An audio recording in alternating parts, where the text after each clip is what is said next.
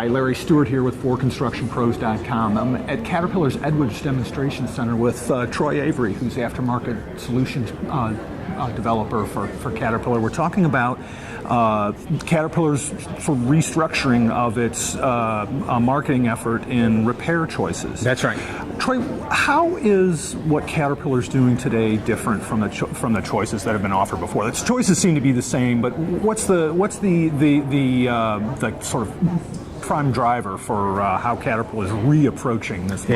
Yeah, it's a great question. So yes, what we're doing was always available. Mm-hmm. The difference was everything was possible. Everything was on the buffet. You could ask for anything. The cook could make anything.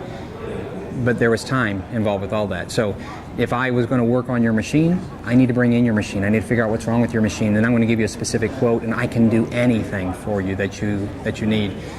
Customers today do not have time to lend me their machine for 3 days. Mm-hmm. And they're asking, hey, with the analytics you have, don't you know what a common repair ought to be for these troubleshooting problems or for these indicators?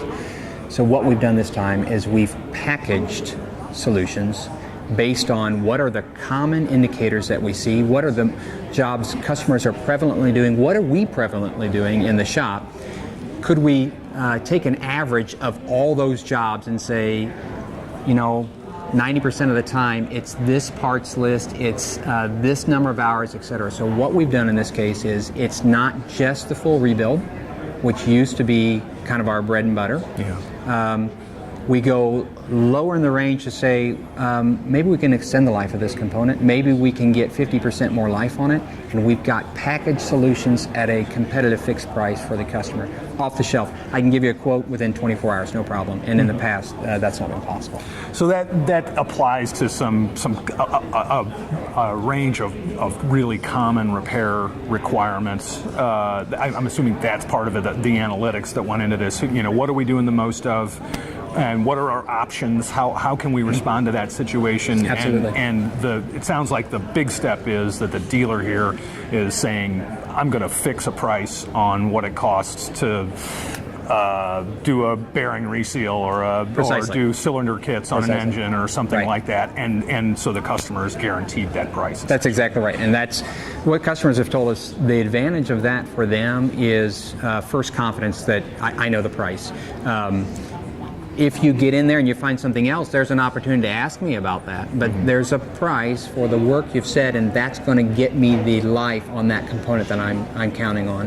What they've also said about having that price is now for those that have a budgeting cycle and maybe have a committee that's responsible for approving these, they can provide that price in advance and put it in their budget for the coming year, knowing these are the things they need to do. So this competitive fixed price is important. It allows the customer to have confidence in what he's getting, what he's paying for.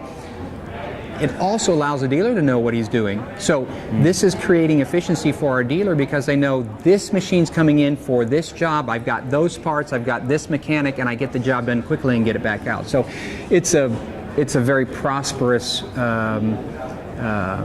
solution for both our customers and for our dealers. So with a fixed price, there's not a variation. If the dealer cracks the thing open and finds out that it's not as involved a repair as what they expected initially, the fixed price stands. Yes. Fixed price stands. So let me say it this way: we know how long those jobs take. Yeah. We know the parts that they take. The variability in price is oftentimes on how well has the customer taken care of their iron, how much of that iron can be reused. So the dealer is taking risk on a certain level of the customer taking care of that iron. Yeah.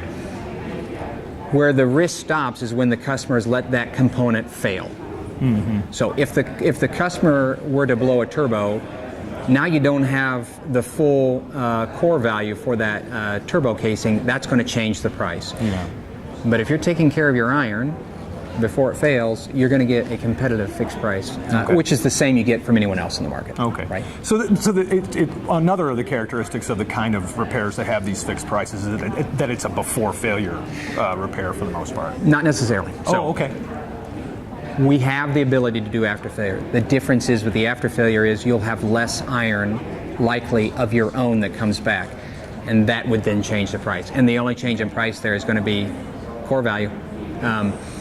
If you've destroyed the turbine and you've stored the housing on the turbo, well, at this point, it doesn't make any sense to repair it. Yeah. You should just get a remanufactured one at this point. Yes, I gave you that price, but with the core value, you're going to be above the reman. So there's still a consultation there. Since 2008, we've all learned to do business different. And a repair before failure message only doesn't resonate with every customer, especially with every component. Yes, on an engine, maybe I will turn the engine in before I blow it, but a turbo, an injector, I might drop an injector. Okay, we have to have solutions for the customer that allows for when they have failed. And so what we've done in this case, it's not kind of the one-dimensional top rebuild only. We've got solutions for repair, and minor components that are off the shelf that a customer can say, I know the price, I know how long it's going to take, that's for me, thank you.